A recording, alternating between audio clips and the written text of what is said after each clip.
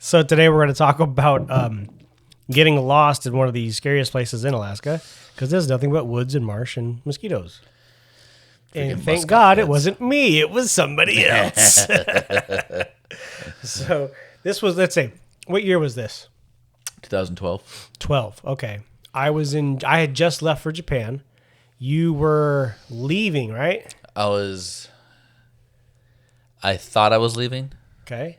and then we ended up staying, and then we ended up leaving 6 months later. Okay. Because I told work that I can't afford to live here on Right. one income because didn't want our parents raising the kiddo because the mother was like, I'll watch them during the day, but she was not trustworthy. Okay. So she was crazy. She was crazy. So I wasn't going to subject my kid to that. And so Kenzie stayed home. But one income, I was making at that time $16 an hour in 2012. You're looking at $400 heat bills. Yeah, our heat bill was $400 $400 food a bills. month. Yeah. So it was hard. We lived in a little 3-bedroom house, and then decided to leave. And Kenzie's like, "Let's move to Alabama," and I said, "No, no way, no possible. I ain't gonna go from the cold armpit of hell to the hot armpit of hell." Wasn't even on my radar to go there. No. It's not even what? That's not even a state. No. We don't go there. You need a freaking Rosetta Stone to even go there. You can't understand anything anybody says around here. So I told work I'm leaving. I sold the house, and I was about ready to ship a Mackenzie, and I had 2 kids at that time.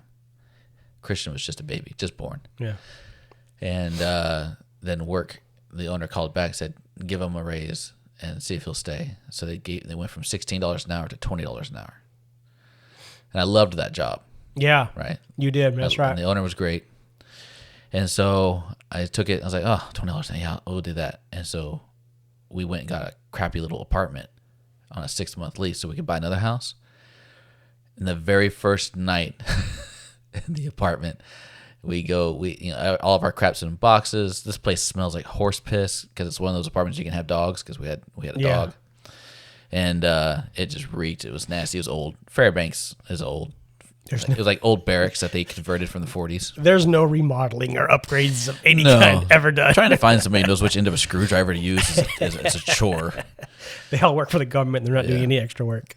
So the very first night we were in that in that apartment, I woke up at 1:30 in the morning, and there was a voice in my chest. I don't know how to describe this other than that. A voice in my chest that said, "I told you to leave. You need to leave." And it scared me really bad because I heard it, but it wasn't audible. I just felt it. Yeah. And it was frightening. So I woke Mackenzie up and I said, "Hey, God just told me that we were supposed to leave." And she started hitting me. She was so angry. She goes, "I knew we were supposed to leave. I told you we were supposed to leave. Why is she ever listening?" She all hit me and everything. It's like, calm down. She said, "How are we going to do?" I was like, "We're going to leave." And so I told the boss and all that. I was like, "Yeah, I can't stay. I'm going to go." And so I put her on a plane with the 2 boys, sent her to Alabama so she could stay with her grandmother because her grandmother had a rental house here. She had family down here, yeah. And so, I said, I'm going to drive down to Lower 48, so I'm going to find us a new place to live. And she's like, okay. So I sent her down, and then went to the apartment people, said, hey, I ended up having to leave. Can I find somebody else to take over the lease, 6-month lease, whatever? And like, yeah, no problem. We'll put it on the market. You just pay the until we find somebody else. They found somebody else really quick to take it over. So that's cool. Packed all my crap and I left. And then when I left, drove through Canada. God, that pissed me off. So I got to Canada. I had your Stagecoach shotgun. My twice-barrel shotgun. Yeah. And I had the that gun, paperwork to get into Canada with it. Yeah. And so I got to the border of Canada, through a little town called Beaver Creek, which is right before you leave Alaska into Canada. And gave the guy the paperwork. And he's like, how many bullets do you have? I said, oh, I think I have 20. He goes, okay, so you have 6, right? I'm like, yes, I have 6. And he goes, okay. So he's the thing. Charged me $25, and then I took off to Canada. And went through Canada as fast as possible because it's like driving through Russia. It's awful. It's terrible. Takes days. When I filled up my tank, I was driving a Chevy Tahoe at the time. I had put everything in the back. I had built a wooden bed, which was the bane of my existence. I built a wooden bed on top of all my tools, and I had 18 inches of clearance between the bed and the top of the Tahoe, and I squeezed in up there to sleep at night because I wasn't getting into hotels. I didn't have any money hardly to move. Yeah. So I was trying to be as cheap as possible. I ate MREs the whole way down, and I had the dog with me. So I had, dog food, and which is, MREs and dog food are pretty much the same thing. Yeah. I could have just ate the dog food, really. Yeah. I wouldn't have got constipated that way. And so driving through, so I filled up my gas tank in Alaska. It cost me $36. When I filled up my gas tank in Canada, it cost me $80. Yeah. It was insane. Yes.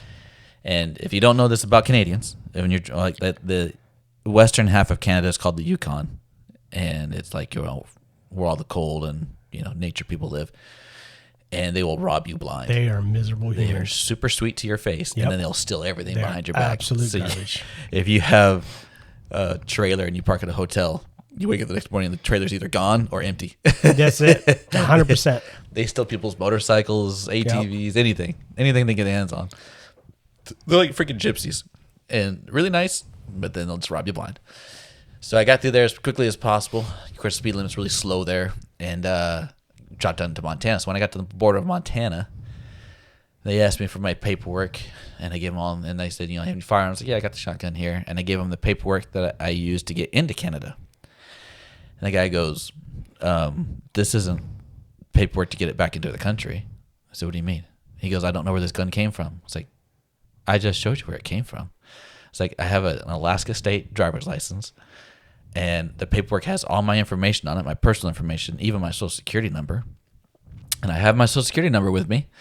And so, it's my firearm. He goes, I don't know where it came from. You have to have paperwork to bring it from Canada back into America. I said, but I'm an American citizen. He ended up throwing a royal fit, threatened to throw me in jail. He's a thief. Yeah, right? He said, I can have you pull every single item out of that car if I can have every single item pulling out. And I said, I don't care. Border Patrol are some of the garbagest human beings on that Canadian border. And huge crooks. He even threatened the dog. I had a doggy passport. You have to go to the vet, make sure they're all clean before you can go into Canada. And he's like, I can put you in it. He's like, and then what's going to happen to your dog? I was like, what are you saying, dude? I was like, I don't understand your attitude. I was like, an American citizen. I haven't given you any grief. So what's going on here? And it turned out he just wanted the shotgun. He wanted the shotgun. Yeah. And so that's what ended up happening. He ended up saying, you give me the shotgun, I'll let you go. And he said, I'm going to tear the whole thing apart. And I was like, he said, you don't have any paperwork for it. He said, I can put you in jail for 3 days before you see a judge. It'll be 3 days in jail before I see a judge. He said, and we can't keep your dog. So your dog's going to get euthanized. And I should have got a lawyer. Yeah. That's what I should have done. I should have stayed in Montana and fought that SOB because it made me so angry. And I remember that guy's face till the day I die. I'll remember his face. And I was like, I can't wait. One day, I hope and pray that God puts you in my path one day. Oh, that would be awesome. Yeah, I would flay him. Yeah, he would disappear so fast. Yeah, it would be painful. Because if he's done that to me, who knows how many people he's done that to? Hundreds. Right. Hundreds. So he took the Thousands. shotgun, let me go, and then I dropped into Montana. We had the company that I worked for in Fairbanks had a company in Billings, Montana, and Missoula, Montana, and Great Falls, Montana. So we had 3 stores in Montana.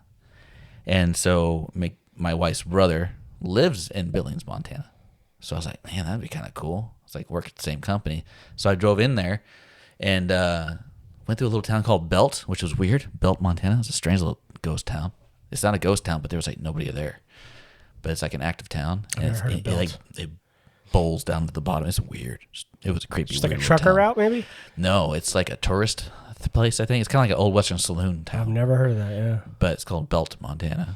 But it was just a place I needed to take a break. I was driving 16 hours a day. Yeah. And my back was fried by Yep. the time I got done. So I got into Montana, went to Billings, went to the store there. I went and saw Mackenzie's brother first, and said, "Hey, he had a big house." I said, "It's like just be straight with me. If I moved to Montana, can me and the kids stay with you for a few months until we find a place of our own? He goes, yeah, I don't care. You guys stay with me for 6 months. Yeah, that's fine. And I was like, I can find a place in 6 months. That'll work. And then I went to the store, to the office there, and talked to the store manager there. He goes, I don't really have any openings. He said, but let's call the owner and just see. So he called the owner. And he goes, yes, definitely. He's like, we don't have a spot for you. He said, but we're gonna put you there. I don't care. He said, you'll do anything. You'll do something. He said, and we'll pay you the same that we're gonna pay you in Alaska, $20 an hour.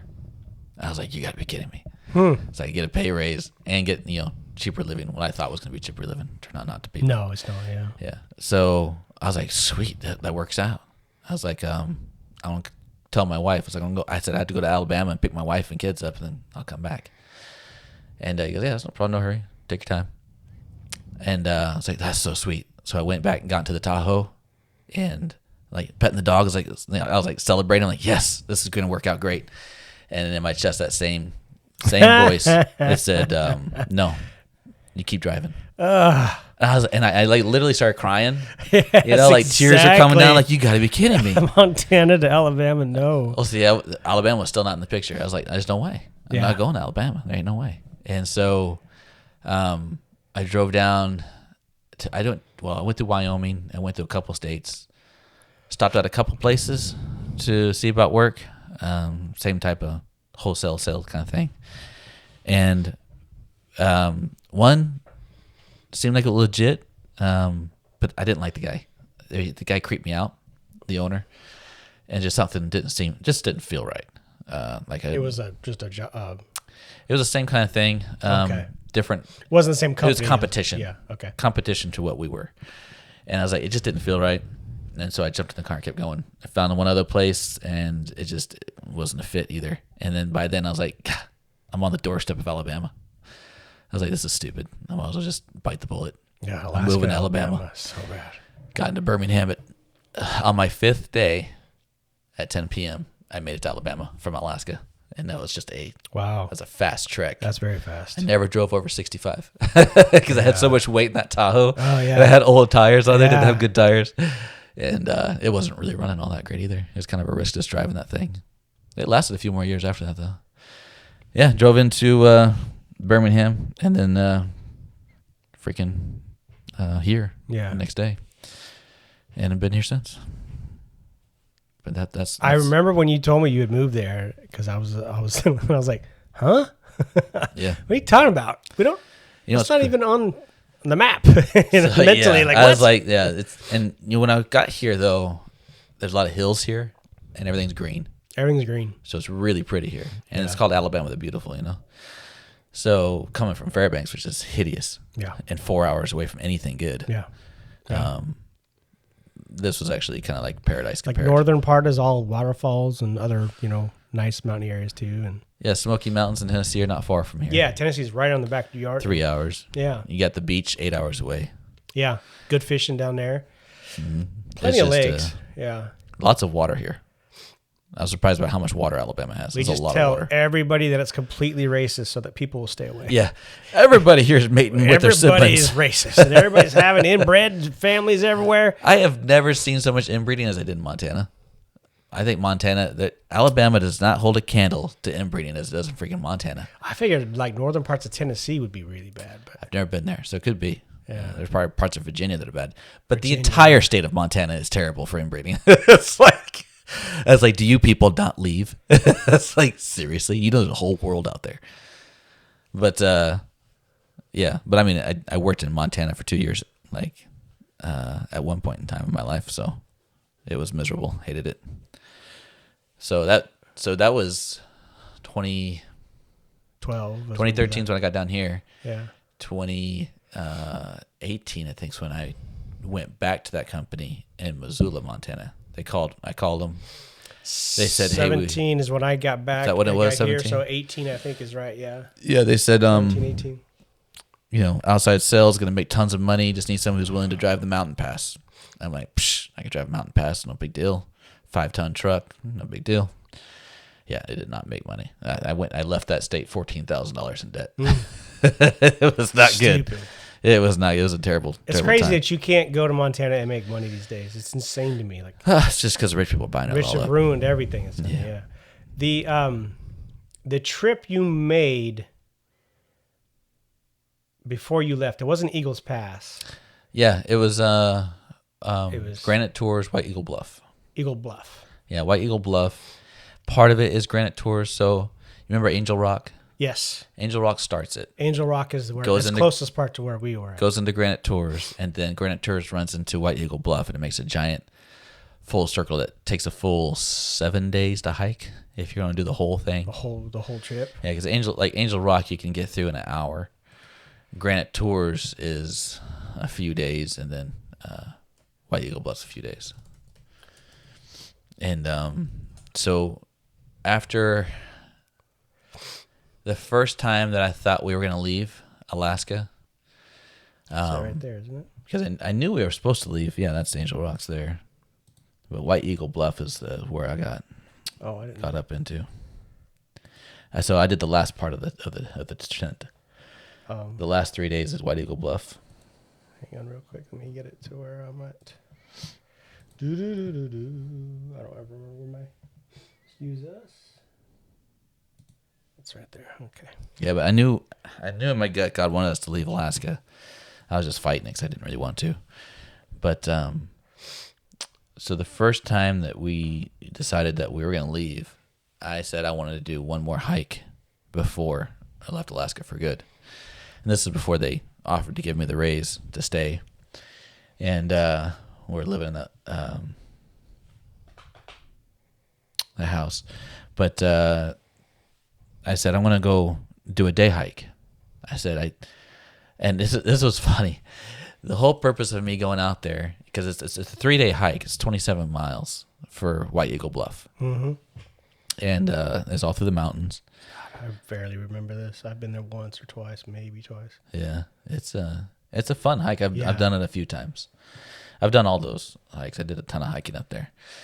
But I mean, I used to run Angel Rocks. Just Trek planner. put a bag on it and just run it. Yeah, Run up it and run back down. Yeah, that was something that that Chris had taught me. Sorry. Yeah. He used to put a pack on and run it. Yeah. Yeah. So I told Mackenzie, I was like, I need to do one more hike before I leave. I can't leave Alaska without doing one last hike. And I broke every single rule that you're not supposed to break for a hiking trip. I broke all of them. I did an unplanned trip with nobody else with me and did not have it supplied for unforeseen circumstances. It's a 3-day hike, but I wasn't going to do the 3-day hike. I was just going to hike the first 10 miles, first 8 miles. It's 7 miles. Yeah, the first 7 miles. It's 7, 10, then 10. The first 7 miles, there's a cabin. The cabin is a 7 mark, yeah. 10 more miles is another cabin. 10 more miles, you're back on the highway. And so I said, I'm gonna do the 7 miles, stay at the cabin. And this was 4th of July. I think it was 4th of July. The warmest time of the year. No, it was in June. Yeah, it was in June because I remember asking them if it was open because the snow doesn't start melting until May. And they said it was open. So hike the first 7 miles, stay at the cabin, and then hike the 7 miles back the next day, get in the car, and go back home. And that was going to be my last hurrah in Alaska. And I had the dog with me. Thank God I decided to bring that because I almost didn't bring her. Yeah.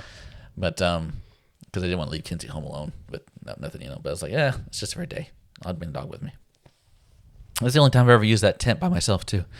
I bought this awesome 3-man tent years ago, thinking that, oh, man, if it's me and maybe the dog, I can have my pack in there. It's a 3-man tent, plenty of room. But every time I've gone hiking, somebody else's tent has always been foobarred or something. And you have to have them with you. I And they're hate that in my so tent. much. I'm like, I'm sorry. When was the last time you even looked at that tent? Yeah. Oh, I bought it 5 years ago, and I never even took it out. Or they borrowed it from somebody and they Yeah. never looked at it. They went and rented it from the military Yeah. base, and it's never been put together properly. Tent and poles are broken or snatched. missing. Everything's broken. They don't have, I have the tent, but I don't have the fly. I forgot the fly. Like, you Yeah. suck. So it's like, I was kind of cool. I was like, man, I get to spend the night in my tent. Because the cabin is first come, first serve. And it sleeps 6 people. And Remember. it's just a dry cabin. And it has a giant trash can out there that catches the rain off the roof of that cabin, and so that's how you refill it because there's no water up there in the mountains. Right. So, first rule I broke was I didn't plan the trip. It was just spur of the moment. Didn't take anybody with me, and I didn't bring any supplies. All I said is I'm only going to go for a day and come back. And my idea was, it's like I wanted to go out to there and fast and pray, and I'm only going to bring one meal with me because that's going to be my fasting. On a 7-mile hike. On a 14-mile hike. You're doing there and back. Yeah, 14-mile hike. 14-mile hike.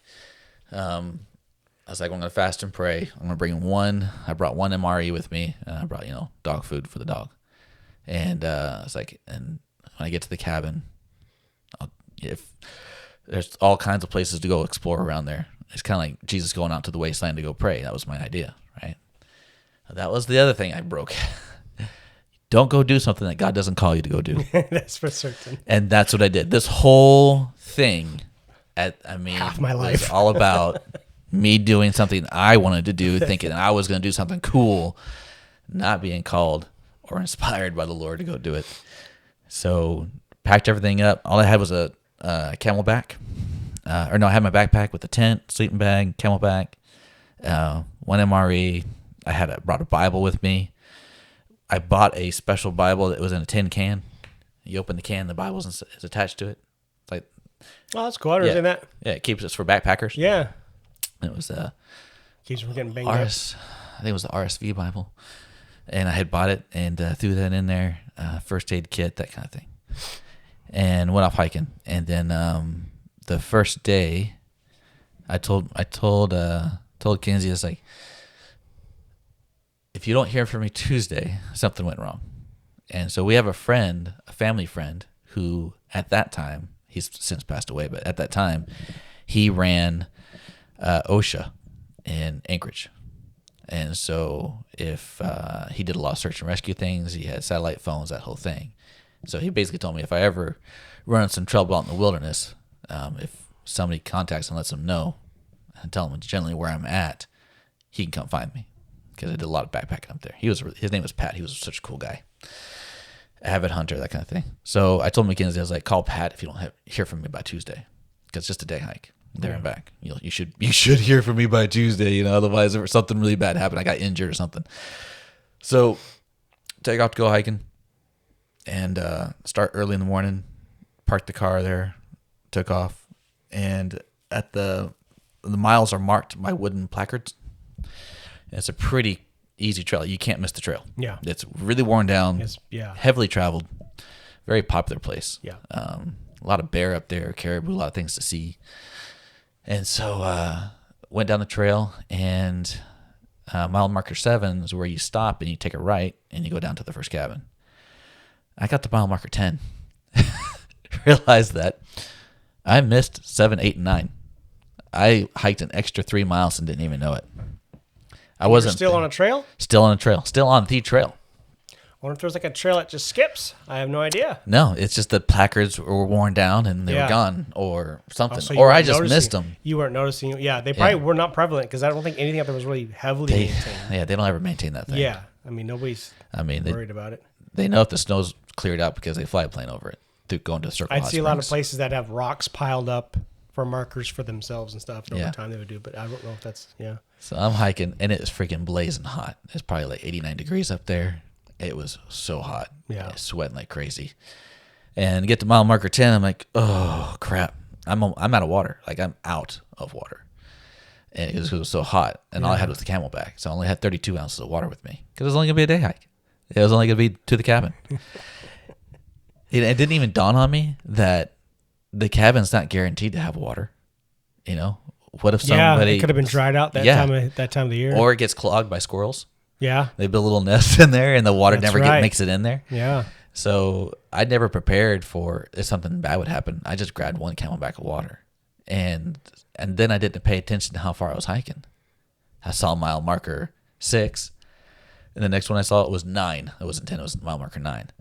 So I went 2 miles past where I'm supposed to go, and I'm completely out of water, and I don't even know where to go. Like, I don't have enough water to get back to the car. It's 9 miles back. And so I had to make a decision. I was like, well, shoot. The dog's with me. The dog doesn't have any water either. She had 2 water bottles and she used those up already. So she has her own pack on. She's carrying her own water, her own food. And so I'm like, I could try to hike back 2 miles and find the cabin. That's doable without water in that heat. But what if the signage isn't there? Because I was paying attention to all the other signs. I found all the other signs, all the other mile markers, but I missed 7 and 8 somehow. So what if it's not there? And for those who don't know, cell phones are not a thing. Yeah. Well, I had a cell phone with me. Out there, it ain't gonna. Just in case I got to the highway. But there's no cell service up there. There's no service. You're in the wilderness. Yeah, you're in the wilderness. And it's 24-hour daylight at this time, so the sun doesn't go down. And, it's just bright as I'll get out. And so I don't realize how late it is. Man. And I had to make a decision. I was like, crap. If I go back to 2 miles, I might not find where I need to branch off to go to the cabin because it's not seen. You see the mile marker 7. It has a little arrow that says dry cabin. And you follow that arrow, you go down, hook a right, and it's over there. You can't really see it from the trail. The other 2 cabins, the other cabin, you can see from the trail. It's there. It's right on the trailhead. So I'm on top of a mountain. I look down, and looking straight south, I can see a river, and that river goes all the way back to the highway. I can see it from up there. I'm like, well, I know there's water down there. And down there, I'm looking at the very bottom of that hill, at the bottom of the mountain, and there's like some shrubbery down there. I'm like, there's some shrubbery, no big deal. Because there's nothing even to build a fire with on a mountain. There's no sticks up there. There's nothing. It's all rock. Yeah. Rock and muskot head. A muskot head is like a green bush that looks kind of like a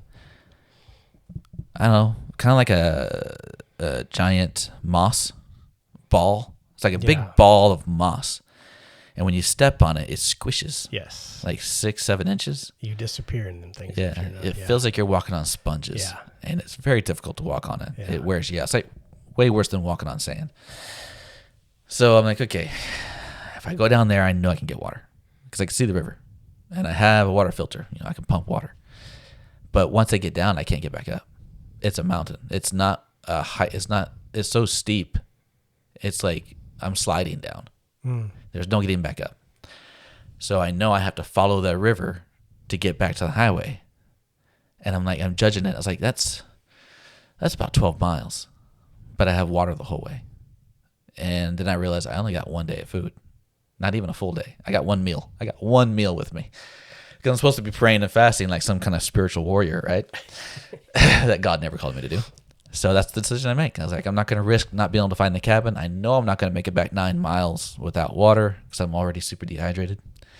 And so I make the next bad decision, which is I left the trail. And that's a decision you should never make. No. You should never, ever leave the trail. And I know this because I'm a very experienced backpacker.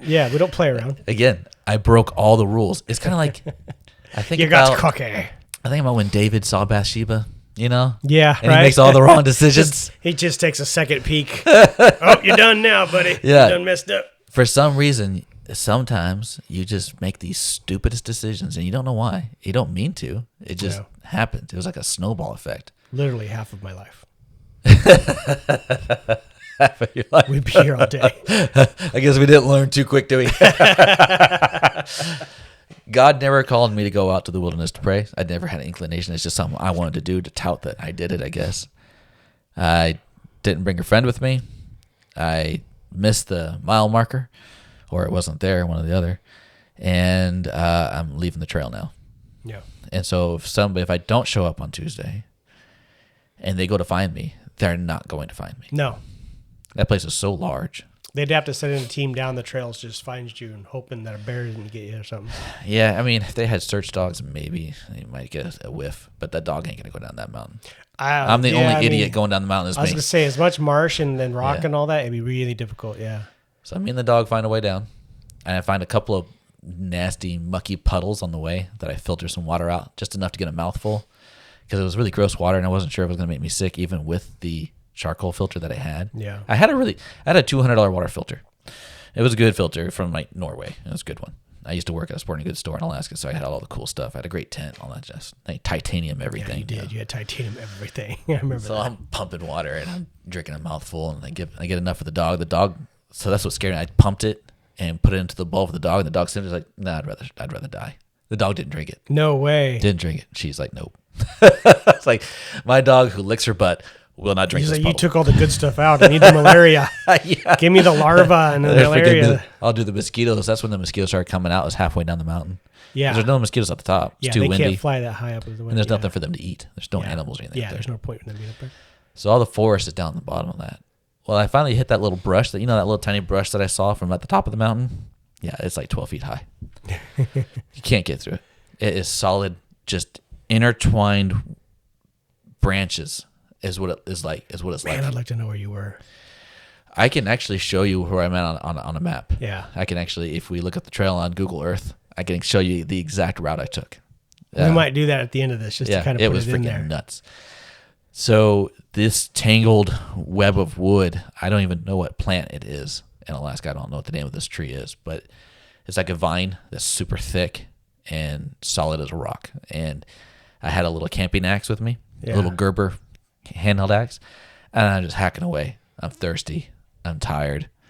It's probably, I'm guessing, around midnight at this time. I really don't know. But I know that if I stop, I won't make it back in time. Yeah. And I don't want the embarrassment of calling Pat, my wife calling Pat, and all of a sudden freaking helicopters flying around trying to find me, which I'm not even on the trail. Can you imagine the lecture I'm going to get from Pat? Pat's going to be like, "You did everything wrong." Like, "I know. I've taught you better than this. I know." Why? It's like if somebody is new to hiking, it's me that gets recommended to go with them. Oh, yeah. He knows everything.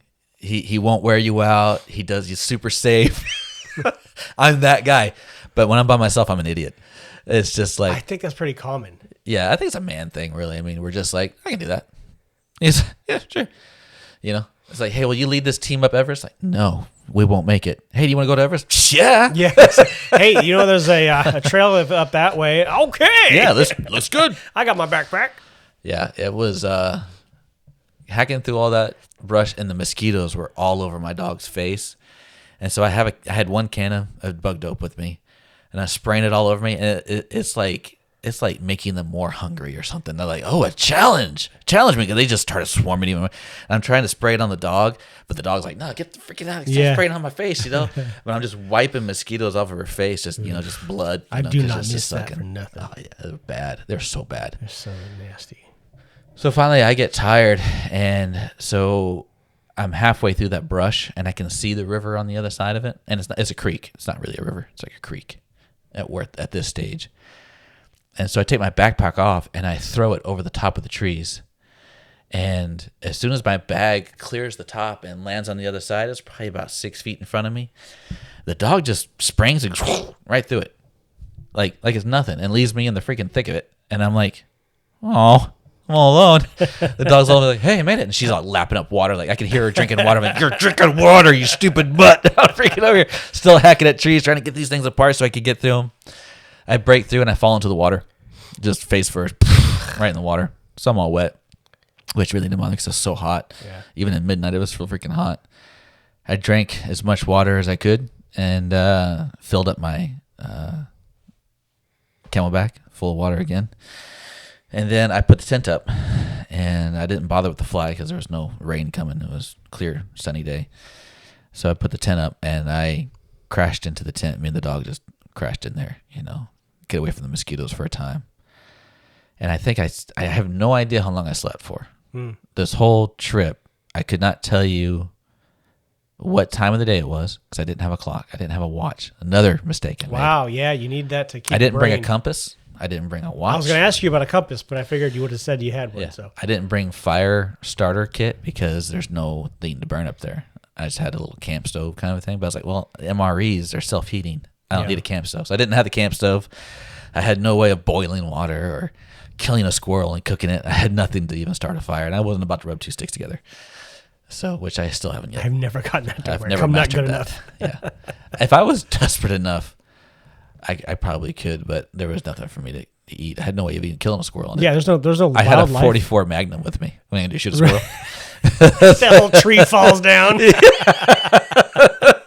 Yeah. Like, oh man. I mean, if I got lucky, I might see like a baby moose. I might be able to take out a baby moose with it, you know. Because you shoot a full-grown moose, if you don't shoot it in the head, it's gonna kill you. Oh, you're dead. You're dead.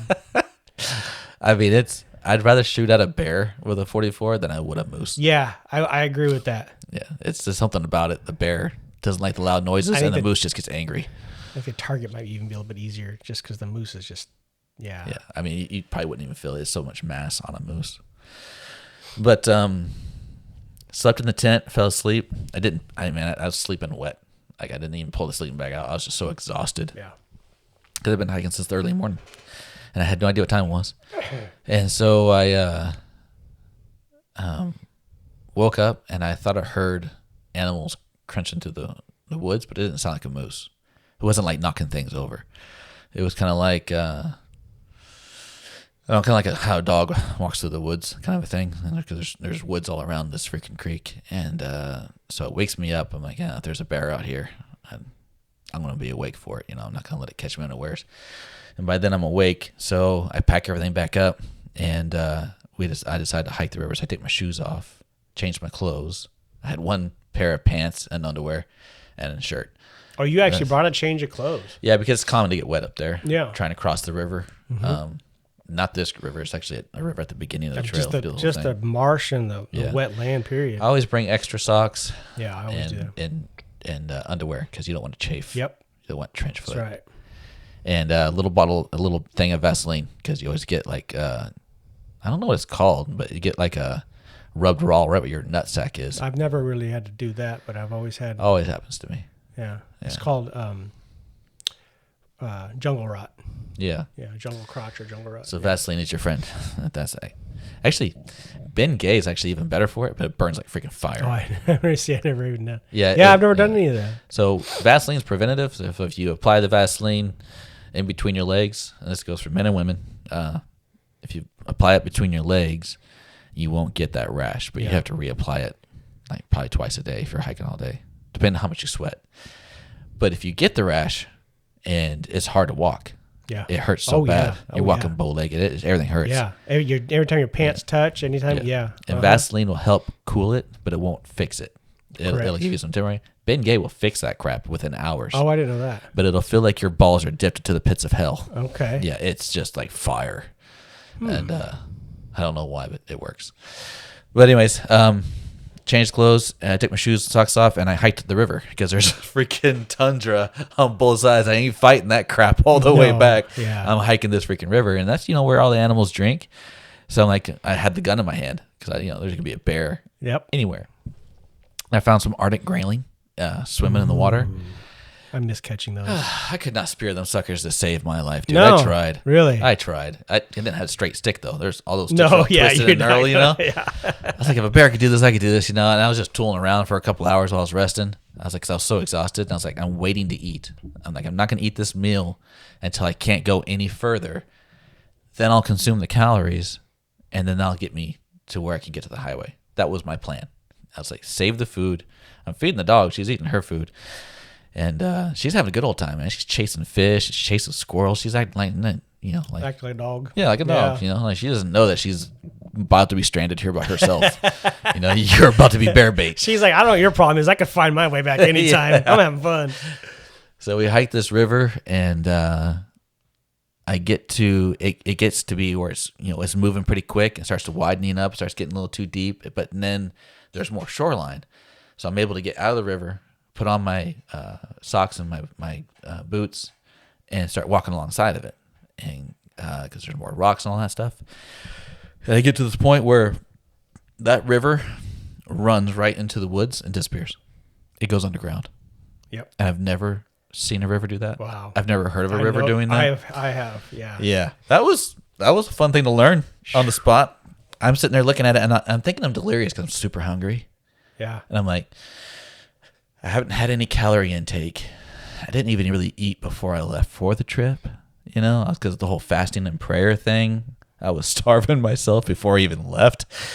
Dumb idea. All for me to say, God, I really need you. I really want to talk to you. I really want to have this experience from you, so I'm going to do this. It's like God's like, it's not how I work. It's like, and Yeah, I did so much praying on that trip. Oh, absolutely. I was constantly praying. And Yeah. so when I got to that river and it just disappeared, it swirled and it's gone. And I can hear the river on the other side of the woods. But there's no way I can get through these woods. It's full of muskox heads, all that tumbleweed branches and big old huge trees. I mean, just run around on top of you there. There's no trail. There's no way to hike it. Yeah. It's not forest. It's jungle. It's not forest. Yeah, it's like a bunch of pine trees that really love each other and want to hang out And together. they're 2 inches apart. Yeah, and they're just one right on top of the Everywhere. other. Yeah, and they're all linked everywhere. together in Yeah. the root system. And Yeah. so across, I look to the left, which would be to the east, and I see a peak going up. And I'm like, okay, there's a peak there. If I get to the top, maybe I can see over the woods, or travel alongside the mountain line, stay on that valley right there, and stay out of the woods and follow the woods. But I know it'll just lead me into a circle, and that's the easiest way to get lost. Especially when there's no stars to lead you anywhere. No. the sun Absolutely travels in a right. circle. Yeah. it's daylight all day long. The sun's so traveling, true. and I don't have a compass because I didn't bring a compass because it was a day hike. I got And a bag in the living room I'm going to show you before you leave. I was so grossly unprepared. So I hiked the top of this cliff, and this is Monday. So this is Monday. I'm guessing around 10ish in the morning, somewhere around there. Maybe I can't really tell. I really don't know. I know it's Monday-ish. Yeah. Because the sun did a loop. So I know that I hiked through the morning. So I start traveling up, and I have to walk. I'm walking, probably taking 5 steps, and then I stop because it's all muskox heads. Yep. So I'm just sinking. Every foot sinks down 6 inches. It's burning my calories. I get to the top of that peak, and I can't see nothing. There's another peak. And I'm looking at the woods. I still can't see over the woods, and now there's another peak I have to get up. So I travel up that peak, and I'm going at this probably about 3 steps, and then I stop. Wait a few seconds, 30 seconds. Take 3 more steps. Wait 30 seconds. Take 3 more steps. Wait 30. Wow. And it was that way all the way to the top. I get to the top, and I still can't see over the trees. The trees are traveling right up with me. They're elevating just like me. And there's another peak. I'm like, I can't do this anymore. I was like, and then it starts to rain. Clouds come in, rain blows in. So I put the tent up real quick. I put the fly out, and by the time I get it done, I'm so exhausted that I don't even pull the sleeping bag out. I just took the emergency blanket out of my first aid kit and put the emergency blanket, the little tinfoil blanket. Yep. Works great. Space blankets? Oh, yeah. Yeah, they're space awesome. blanket. Yeah.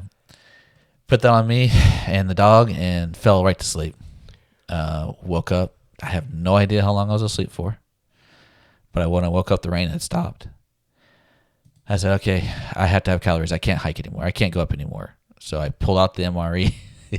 It's just, I You're learned. sitting on it the whole time. Well, I mean, I know I had. I Yeah. was saving it, I mean, for it's when I just can't go any interesting. further. And so it's not the complete MRE. I had dissected it, right? I took out all the useless stuff. All right, all I had was the base meal. I didn't have the bread and the peanut butter. I didn't have You didn't the have the chiclets. calories. I didn't have this. Yeah, I didn't have any of the candy. All I had was the base meal, which is cheese tortellini, and the little heating The packet. heating packet. And that's all I So had. you had the main primary. Yeah, it's a Talk 15. about It's a 1,500 calorie meal, and I probably had 500 calories. Of Yeah. Because the peanut butter is a large portion of that. it. cracker. Yeah, and I left there because I was fasting and praying. Remember, this is my spiritual journey. I love the holy side of us. So I ate it, and I couldn't swallow it. I was so Really? dehydrated Wow. that my mouth was completely dry, even though I had been drinking water. And I had filled everything up before I started going up the peak. I refilled my Camelback, Yeah. filled up the dog's water bottles. And I've been just drinking the piss out of that water as Yeah. I was going, just pumping it, drinking it, pumping it, and drinking it. I wasn't even using my Camelback. And I just put the straw in my just doing that. Because I was too tired to pull my pack off. I just burned so many calories that I couldn't unload the pack, get the water, Camelback out, fill it up. I didn't want to do all that. So I just drank it right out of the filter. I was pumping it out of the river. On that second peak, I said, I can't do this anymore. I can't carry this weight. So I took the, I looked at the dogs like, we're going to get to the top of this next peak. I'm putting the tent up because my tent is bright fluorescent orange. Yeah. So I'm going to put the tent up, put the fly out. I was like, going to wait for Pat to come find me. Hopefully he finds me on top of a peak. They would have found you. Yeah. I don't know. I don't know if he would, because it just. I mean, if you were on a rock out in the open. Maybe. Yeah. There's a possibility. It would. I couldn't imagine how much that would have cost for them to just search and rescue a helicopter out there. There's nowhere to refuel. They had to go all the way back to town to refuel. And then come back. It's like out there towards Circle. Permission on base to do it. That's still really far away. It's 4-hour drive from Fairbanks. Trying to think of where. Of course, 4-hour drive is what? What's that missile base? Hour-long flight. Maybe. What's that science base that's out there? It's 2.5 hours from. That's Fairbanks. in Greeley. Fort Greeley, yeah. So that's even further south. Okay. Yeah, it's even more farther away. There's nothing out there. No, yeah, you were out in the middle of nowhere. I mean, there is a truck refilling station in Wiseman, which would be closer. That's up the Dalton Highway, but there's nothing for a helicopter. They wouldn't have fuel there, yeah. Oh, no, they would. Yeah, there's a helipad out there for emergencies.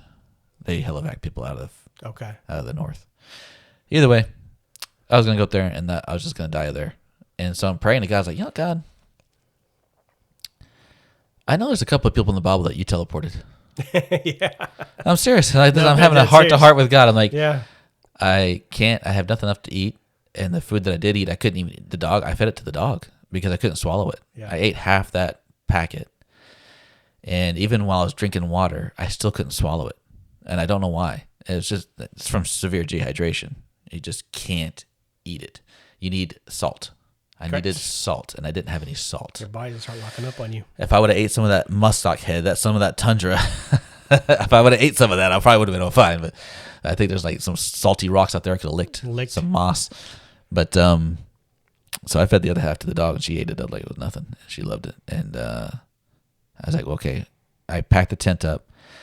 I took out my wet clothes, threw them on the ground. I took my sleeping bag out. I took the Bible out. I took the first aid kit out. The only thing I kept was the tent, the space blanket, and the water filter, and the camelback. Everything else went, and I made a little arrow that showed which direction I'm going out of my clothes and the sleeping bag. Yeah, it's probably still there to this day because ain't no idiot out there. Probably still there to this day. It's puzzled so many travelers. No traveler because ain't nobody dumb enough to be there. And I was like, okay. I was like, I'm exhausted, and so now I'm taking 2 steps and stopping. 2 steps. I can't take a third step. I try.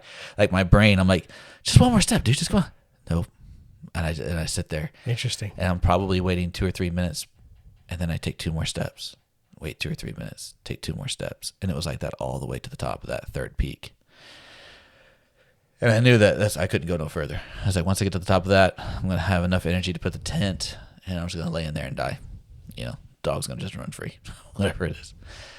You know, and she was a good dog. You know, she's highly trained. Listens to. I never walked her with a leash. Voice commands. Was awesome. Yeah, she was awesome. Well, she went to work with me every single day, so it's kind of easy. And she was like a shepherd mix, naturally kind of fastest thing trainable. I've ever seen. Yeah, she was so quick. Caught a rabbit. I couldn't believe she caught a rabbit. She would turn. She would put her jaw on the ground to turn around the corner. Like she was aerodynamic that way. But you couldn't leave her home alone. She'd tear your whole house apart. That's right. Yeah. Do you leave that dog home alone? She tore the entire house apart. She could not handle being home alone. Mm-mm. She had this nervous wreck about her. I put a muzzle on her because I had to leave her, and she tore everything up with her claws instead. She's like, I can't bite it, so she just shredded everything with her claws. She's like, you're not leaving me home alone. That's hilarious. Yeah, she was nuts. She was nuts. But she was a great dog. Yeah. So I get to the top, and I was like, all right.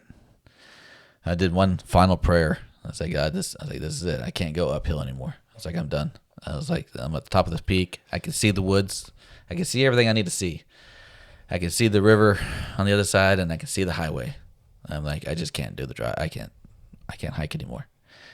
And I sat down, put the pack down on a rock, and the dog, whose name was Puck, was sauntering on down the trail, and I called her back. I was like, come here, girl. And she stopped, and she turned, and she looked at me, and she's like, nope. And turned around and started walking in. I was like, hey. Yeah. And she never disobeys, ever. Yeah. I said, hey.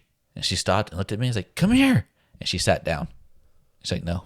She said, I ain't coming back. I was like, what is going on? I was like, don't make me get up. I mean, because she's about 50, 60 yards away from me at this point. I'm like, I do not want to get up and go see what it is that you got your nose. It's like she's got her nose hooked on something dead and she wants to roll in it, kind of a thing. And so I was like, okay. I was like, let's just see what you got. And I was like, I'll pitching my tent up over there. It's just the same as pitching it over here. So I grab my bag, put it on my back, walk over to her. And as soon as I start getting close to her, she starts walking again. I'm like, what is going on? I was like, come here. And she wouldn't come. She just stopped, stared at me like, no. It's just like, I ain't Done coming. with you. Yeah, I ain't coming. And I was like, okay. I said, I'm talking to the dog at this point. It's like, I will follow you as long as we're going downhill, because we're kind of going downhill from this peak. I was like, but if we get too low, I'm stopping. I was like, because I need people to see my tent. Yeah. And I ain't got the energy to do this no more. But walking downhill is a little easier. And it's like she heard me. She just got up, started walking, and I started walking behind her. She found a 4-wheeler trail at the top of this peak. I'm like, why is there a 4-wheeler trail up here? This doesn't make no sense to me at all. Interesting. Maintenance. And I said, God, I was like, I will continue this hike as long as it goes downhill. I was like, but if it goes uphill again, unless you give me wings, I ain't gonna do it. I just can't do it. I'm just mentally exhausted at this point. That freaking trail went downhill all the way to the highway. Oh wow, yeah. All the way. And it was a 4-wheeler trail. So I got to the hiking this 4-wheeler trail, and it hits this huge field, and there's shotgun shells everywhere. And that's where they go hunt ptarmigan. Oh, okay. So some guide had created a trail to get to the top of this mountain, probably unbeknownst to wildlife fishing game. Yeah. And brings people up there, and they just shoot ptarmigan. And there's shotgun shells everywhere. And I was like, I bet you this trail goes through the woods. I was like, it's got to. I mean, how else are they going to get it here, right? Yeah. Sure enough, and hike this trail long enough. Yeah, it's always downhill the whole way. I hit these woods, and it cuts right through the woods. And I was like, oh, this is fantastic. This is perfect. I never would have found this place. The dog found it. Yeah. God led my dog because I was too Right. stupid. It's like, He's been talking to you the whole time. He's like, all right, just go to the dog. yeah, just follow the dog. So get to the woods. I can hear noises everywhere. I can hear moose crashing through the woods over here. I can smell something awful to the left because bears smell like really bad. Oh, they Wolves smell, yeah. wolves stink real bad. So I had the gun in my hand, and I decided that I'm going to have a conversation with the dog very loudly because you make noise. Yeah. So at least talk and sing. that was one safety thing I didn't forget, didn't decide to ignore. I Make some noise. Made a lot of noise. I talked very loudly to the dog for probably about 2.5 hours Oh wow. of walking through those woods, and then it dumps down into the highway, just a rock, 6 feet down. I just threw the pack and I just fell. I pretty much just fell off the rock because I didn't have any energy. I couldn't climb it or anything. I was like, I'm just gonna loose noodle this thing. I just I sat down on the rock and just fell forward. Yeah. That's all I could do. Hit the dirt, rolled a little bit. I was like, okay. I just had no energy left, and so I was at mile marker 18, and I was like, okay, my van or my car is at mile marker 27. So I am that many miles away from my car. crazy. Yeah. So I'm 9 miles away Yeah. from my car. The mosquitoes are just swarming. They've been swarming me this whole time. I mean, for just 2 days, just There's no way nonstop out. mosquitoes. There's no way away from it. Yeah. At this time, I threw my pack down at mile marker 18. It was off the road down to the woods a little bit. I was like, I don't need my pack. I just took the camel pack, put the camel back on my back, got the 44, and my water filter, and I took my boots off and I put my Birkenstocks on because I just I can't walk in them freaking shoes anymore. They're kind of wet anyway. And started walking down the road, and a car comes by, and it's I put my thumb up, hitchhiking, and I'm facing away from them so they can't see the 44 because I don't want to scare people off, but I'll be damned if I'm going to leave it behind. I'm carrying this thing. Not, yeah. They're going to eat me in the highway just as easy as they can eat me in the woods. I'll leave water behind before I leave a 44 behind. Yeah, I was just like, well, something's still going to eat you. They don't care you on the highway. Yep. They'll sit there and munch on you while cars honk at it. They don't care. So this van creeps by me real slow, and I look at it, and it was creepy, like Yep. cannibals kind of Typical creepy. Alaska. Yeah. And they're eyeing me, and I'm like, nope. And I just waved my hand like that. I was like, I'd rather die. I'd rather die where I know I'm going to die. Out here, Yeah. I'm not going to get filleted and eaten by some freaking weirdos. So they drove on by, and then another car came by, and I put my thumb up, and it was like a little Volkswagen Golf. And this little Asian guy is in there, and he has some friends with him or something. And he goes, hey, are you okay? I said, no. I've been lost up in this mountain for a couple of days, and no food, no nothing. It's like I'm just trying to get my car's at mile marker 27. So I just need you to take me back to my car if you could. And I said, I'll ride on top of your car for all I care. I don't care. And he goes, oh, he said, you have a dog though. I said, I have a dog in my car too. I'm like, yeah, my dog's good. She goes, yeah, my dog's really aggressive. I'm like, I'll just shoot your dog then. So I can take care of an aggressive dog. Who keeps an aggressive dog? Yeah. So I was like, so you basically just stopped to see if I was okay, but you have no way of helping me kind of For a thing. real, yeah. Right. And he goes, well, I just wanted to make sure you're okay. I was like, well, what if I wasn't? What are you going to do? And he goes, go get help, I guess. I'm like, you're 4 hours away from finding any civilization to get help from. There's no calling anybody. And so I was like, I got the energy, buddy. And I just kept walking. I started walking again, and then he took off. And then a couple hours later, I hear another car coming. So I just put my thumb up, and I look back at it, and it's a giant dually truck. And this guy stops, and he was out fishing or something, him and his wife. And he goes, hey, man, he's like, all my truck's full of gear. He said, you get in the back of the truck if you want. I was like, yeah, that's cool. That'd be awesome. Like mile marker 27 is where I'm going. I take the dog, hoist her up into the back of his truck, and I jump in the back, and I'm sitting on top of a ladder, and he starts driving, and his wife opens up the back window to his truck, and she goes, you want some Gatorade? I'm like, yes, yes, please, Gatorade. And she goes, how did you survive all that time with all these mosquitoes? I was like, I just stopped noticing after a while. After a while, you just don't even notice that they're just sucking you dry. Didn't care. And I was like, hey, what's today? She goes, oh, it's Tuesday. I was like, Tuesday. I was like, you know what time it is? She goes, yeah, it's about 9:30. And I was like, oh, I got time. I got to 11 o'clock to tell Mackenzie that I'm still alive. And drank the Gatorade, and got to the van. And thank God I remembered to pull my keys out of the backpack and put them in the Camelback. Gosh. Yes, because it dawned on me, because my brain's not working. No, it's not. I get to the Tahoe, and I'm like, oh, thank God I got the keys there in my Camelback. I had enough sense to take them out of my backpack and throw them in my Camelback before I took off. And I think I had them in my Birkenstock. That's why I remembered. I can't remember. Get into the car, and I fell asleep. I was like, I'm just so exhausted. I just need like 20 minutes. And then I had to make the decision. It's like, do I go back for my backpack or do I just take off? Because, I was like, I got the Camelback. I got the water filter. And, the only thing that's left back there is my tent and a space blanket. Yeah. And the bag itself. It was a Dana Design, which Dana Design is complete crap now, but back then it was awesome. And so I was like, let's go back and get it. I got to finish the trip. I got to get my stuff. So I drove all the way back to it, grabbed the bag, threw it in the back of the Tahoe, took off. And do you remember the tax that burned down? Yep, the pie place. Yeah, the pie place. Well, after it burned down, that lady went to Fox Creek. Yeah. And it's called Hilltop Cafe. And Hilltop Cafe is on the way out. I was like, I'm going to Hilltop Cafe, and I want to get me something to eat, and I want to make a phone call. So I get to Hilltop, make the phone call, and to Ken. So yeah, I'm back. I'm headed home. She goes, okay, cool. She has no idea anything that happened. Yeah. I don't have the energy to tell her. Hang the phone. I get to the counter, the diner counter, and she goes, what do you want? I was like, I want the biggest plate of protein you got. So I don't care what it is, just protein. She goes, well, I got this big like hamburger steak thing and some potatoes and all that. I was like, I'll take it.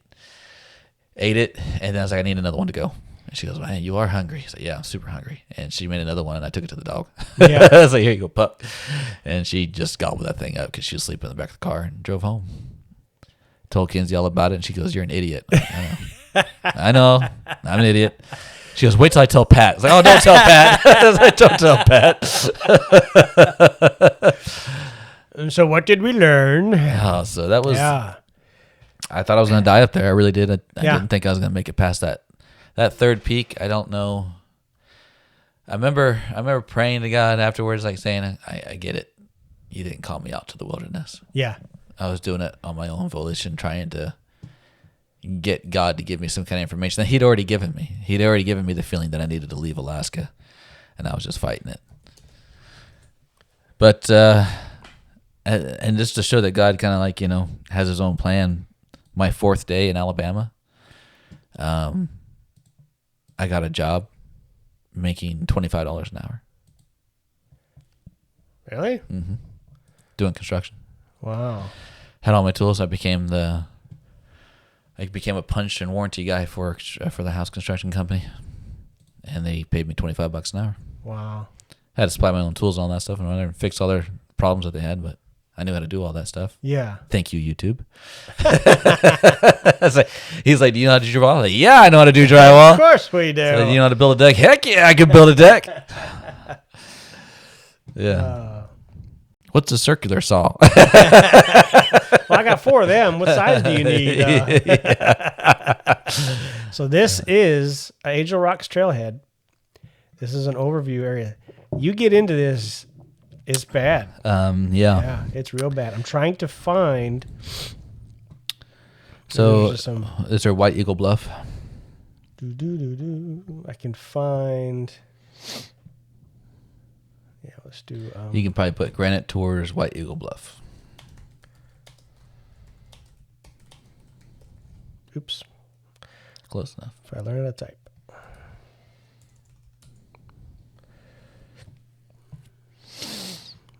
Find maps, I guess. Yeah, you have to find a map. Yeah. You know what? Here's what we'll do. We'll do Google Maps. You probably do Google Earth. Oh, that's true. Duh. Gosh, it's been years since I've gone here. Yeah, I haven't used Google Earth in a long, long time either. All right, we're gonna go for. What is this? What am I doing? New map. There it is. Let's do 9.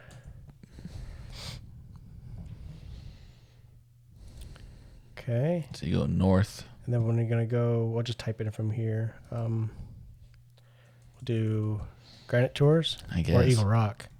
Yeah, I think it's Granite Tours would be closer. Granite Tours Trailhead and Campground. Mm-hmm. Is that still part of Fairbanks? I don't know. Yeah. So that's where the trailhead starts. So from here, yeah, see, I can't even. I remember this. Yeah.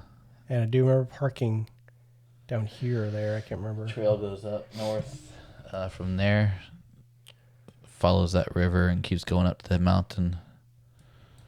You can kind of see the trailhead a little bit right there. Right here. Mm-hmm.